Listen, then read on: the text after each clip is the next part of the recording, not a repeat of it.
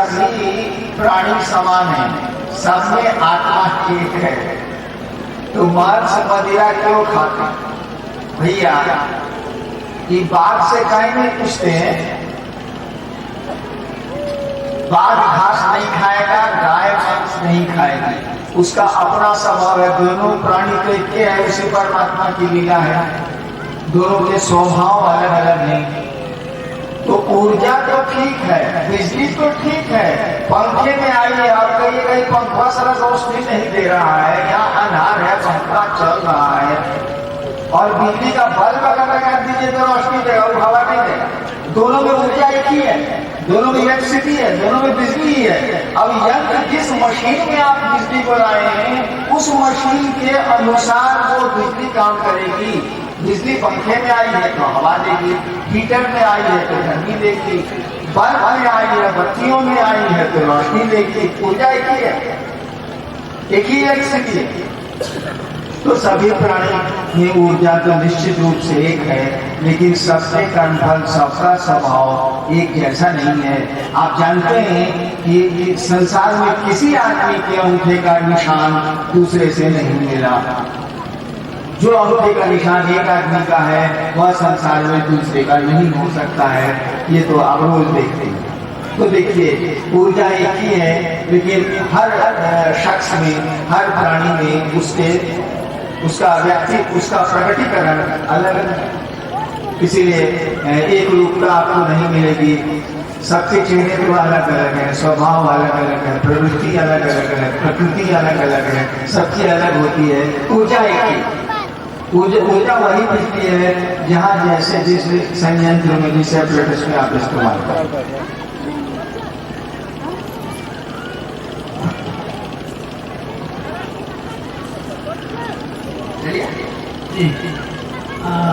यहाँ भी नाम नहीं है, झारसुगुड़ा के कोई गुरु महान है। क्या शिव गुरु किसी के शरीर में आते हैं और दूध पीकर चले जाते हैं? मैं तो दूध पीता नहीं, इसीलिए मजा नहीं आया। एक गुरुबान ने पूछा है, क्या शिव गुरु किसी के शरीर में आते हैं या दूध पी के चले जाते हैं, यानी रसगुल्ला खाने चले जाते हैं, कुछ करके चले जाते हैं, कुछ खा पी लेते हैं? एक बात बताइए, एक बात का उत्तर हमको दीजिए। आपके घर में कोई भले आदमी बिना पूछे जाएगा? आपके घर में या मेरे घर में कोई भले आदमी, जेंटलमैन, कोई अच्छा आदमी, भला मनुष्य बिना पूछे, बिना परमिशन के, बिना अनुमति के जाएगा? नहीं जाएगा। वो खबर करेगा कि फलना आदमी आया है, आप बहन जी को या भाई जी को खबर करिए, हम मिलना चाहते हैं। आप कहिएगा नहीं मिलेंगे तो लौट जाएगा, आप कहिएगा मिलेंगे तो आएगा, बैठाइएगा, बुलाइएगा तो आएगा, नहीं तो नहीं आएगा। तो भले आदमी तो आपके घर में बिना पूछे नहीं जाएगा। और चोर पूछ के जाएगा कि बेटी के हमरा परमिशन देते चोरी करेगा? चोर पूछ के नहीं जाएगा। लुच्चा बदमाश पूछ के कर जाएगा अपने घर में। उसको बदमाशी करनी तो आपको पूछेगा वो कि अपने मन से बदमाशी करके चला जाएगा, उसके बाद आप उसको ढूंढते रहिए तो करते रहिए, चला। यानी चोर पूछ के नहीं घुसते हैं, बदमाश पूछ के नहीं घुसते हैं। हर एक भले आदमी बिना पूछे आपके घर में नहीं जाएगा। महादेव चोर है कि भले आदमी है? भैया किसी से पूछ सकते हैं, वह शिव है, कल्याणकारी है, सबका भला करता है। तो वही गुरु है ना, कि दूसरा गुरु है वही शिव गुरु, वही शिव न गुरु है, वही शिव न महाकाल है, वही शिव न उपाध्यपति है, वही शिव की पत्नी न भगवती है, वही गुरु भी है। एक ही आदमी है जिसकी बीवी भी है, बच्चे भी है, स्कूल पर भी पढ़ाता है। अगर उसका सत्यनारायण नाम है तो मास्टर भी रहेगा तो सत्यनारायण, पति भी रहेगा तो सत्यनारायण, किसी का बेटा भी होगा तो सत्यनारायण, नाम तो वही रह जाएगा, आदमी तो वही है। तो शिव गुरु को चोर नहीं है, उचरता नहीं है। तो आपके घर में घुसे कैसे बिना आपसे पूछे? इसका मानी जो घुसा है वो झूठ बोलता है, कह रहा है कि हम शिव गुरु हैं। बहुत चोर को हम लोग पकड़े हैं अपनी नौकरी के भीतर, वो कहे जी हम तो कुछ नहीं किए, हम तो मंदिर में पूजा करते हैं, वो 4 बजे बोलते उठ के शिव मंदिर में, हम सब काम करते थोड़े हैं। उधर सारा पक्का चोर पकड़ाया चोरी, तो शिव गुरु शरीर पर नहीं आ सकते, कोई भले आदमी नहीं आ सकता, कोई देवता शरीर पर नहीं आ सकते। जो आते हैं वो समझिए चोर हैं और झूठ बोल रहे हैं, वो अशरीरी नीचे की आत्माएं हो सकती हैं जो झूठ बोल रहे हैं। जी, दो जिज्ञासाएं की है, वो नमः शिवाय, ओम नमः शिवाय का कहता है कि ओम नमः शिवाय क्यों नहीं, नमः शिवाय क्यों? एक भाई ने पूछा है कि ओम नमः शिवाय क्यों नहीं, नमः शिवाय क्यों? कहिए कोई दिक्कत नहीं, कहिए ओम नमः शिवाय भी कहिए कोई दिक्कत नहीं, नमः शिवाय भी कहिए कोई दिक्कत नहीं। दोनों से कोई बहुत परिणाम नहीं आना, बहुत परिणाम नहीं आना। अंतर आएगा गुरु से। अगर शिव को गुरु मान के उनके द्वारा कहे गए या उनसे रिश्ता बना के आपने रखा है तो गुरु ज्ञान देते हैं, एक दिन आपको बता देंगे कि ओम तो श्री है, सबके नाम में लगता है, इसीलिए शिव के नाम मंत्र को जब आप जपेंगे तो ओम नहीं लगेगा, और नहीं जपेंगे तो ओम लगेगा। ओम नमः शिवाय लिख सकते हैं, लिखना ही चाहिए आपको, ओम नमः शिवाय बोल सकते हैं, बोलना ही चाहिए। मेरा ही नाम ले रहे हैं तो श्री नहीं लगाइएगा, आपको लगाना चाहिए। लेकिन हमको तो बाबू जी पुकारे में श्री लगा के, मेरा बाप हमको बुलाएगा श्री हरिंद्रानंद जी इधर आइए, तुरंत हम पूछ जाएंगे बाप का मुठ करा श्री लगा रहा। अपने रिश्ते में श्रीदेवी नहीं लगता है, जब उस महादेव को अपना बनाइएगा तो उनकी जरूरत खत्म हो जाती है। नहीं बनाइएगा तो बोल सकते हैं ओम नमः शिवाय, लिख सकते हैं ओम नमः शिवाय, कोई दिक्कत नहीं है। नमः शिवाय ओम नमः शिवाय में बहुत फर्क नहीं है। वो गुरु से जब जुड़िएगा, शिव से जब जुड़िएगा तो बाद में आपको खुद ही वो समझा देंगे क्या सही है, क्या होना चाहिए, क्या नहीं होना चाहिए।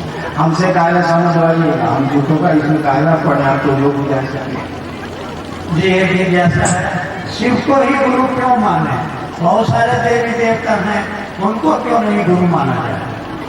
बिल्कुल सही है, और लोगों को गुरु क्यों नहीं माना जाए? हम सरकार में थे, मैं स्टेट हुए, फिर बाद में डीएम हुए, फिर बाद में ज्वाइंट सेक्रेटरी हुए।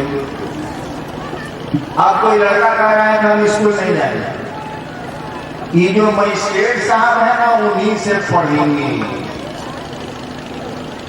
हम कह रहे हैं भैया हम जानते तो जरूर है ABCD, लेकिन पढ़ा नहीं सकते हैं। हम तो सरकार की नौकरी करते हैं, दंडाधिकारी हैं, मजिस्ट्रेट है, हमारा काम दूसरा है, कोर्ट कचहरी का काम है, हम तो पढ़ाएंगे नहीं। अब उसका पापा हमको कह रहा है अपना गौर पोथी नहीं जानते हैं, कौखो नहीं जानते हैं, ABCD आपको नहीं मालूम है। हम कहेंगे भैया मालूम है, बिना मालूम है हम डिप्टी कलेक्टर हुए कैसे भैया, मालूम है हमको, लेकिन हम ये काम नहीं करते हैं ना। अपने बच्चे को भेजिए तो अस्पताल में पढ़ने के लिए, डॉक्टर को नहीं जाता है कौखो, डॉक्टर को नहीं पता है ABCD, उसमें पता, वो पढ़ के अपने डॉक्टर बना है, भेजिए तो कहेगा भैया हम इलाज करते हैं, हम पढ़ाते थोड़ी। इतना पढ़ लिख के भी आप नहीं पढ़ा सकते हैं, कहेगा भैया हमारा काम दूसरा है, पढ़ लिखने से क्या होगा, हमारा काम दूसरा है, हम तो इलाज करते हैं, लोगों को रोग मुक्त करते हैं, मेरा काम है। ठीक उसी तरह से आप जिन देवताओं को गुरु बनाना चाहते हैं, देख लीजिए कि वो पढ़ाने का काम करते हैं कि नहीं करते हैं। अगर नहीं करते हैं तो वो पढ़ाई जानते जरूर हैं, पढ़ाने के नहीं, उनका काम दूसरा है, उनकी ड्यूटी अलग है। वो आपकी किताबों में भी लिखा है कौन देवता क्या करते हैं, और शिव पुराण में ही लिखा है कि शिव क्या करते हैं। शिव पुराण जबकि पुराण बहुत ऑथेंटिक नहीं माना जाता है, शिव पुराण में भी लिखा है कि शिव कह रहे हैं ब्रह्मा और विष्णु जी से कि आप लोग सृष्टि की उत्पत्ति और पालन का काम करिए, मैं फिर सृष्टि के लोगों को, सृष्टि के जीवों को ज्ञान देने का काम करूंगा। इसीलिए आपकी किताबें, आपके ग्रंथ कहते हैं शिव गुरु हैं, महागुरु हैं, गुरुओं के गुरु हैं। दूसरे देवताओं को आपकी किताबें भी गुरु नहीं कहती हैं। ये जैसा है कि शिव की शिष्यता में भोजन की पवित्रता, मानसिक पवित्रता पर जोर क्यों नहीं है?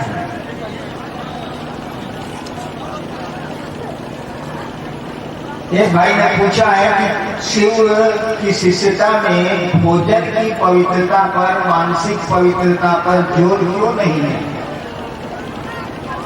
देखिए, स्कूल में नियम किसका चलेगा, पहले इसका फैसला कर लीजिए। स्कूल में नियम किसका चलेगा, लड़का का कि मास्टर साहब? मास्टर साहब का चलेगा। अगर लड़के का स्कूल में नियम चलेगा तो 12 बजे 11 बजे दिन में स्कूल के सामने देखिएगा सब लड़का कबड्डी खेलता।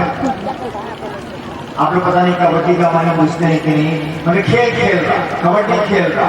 अब मास्टर साहब सीटी बजा रहे हैं, लिखने का काम कर रहे हैं, लड़का के मन से मास्टर चल रहा। लड़का पढ़ना नहीं चाहता, वो खेलना चाहता, उसका स्वभाव है कि बच्चा खेलेगा।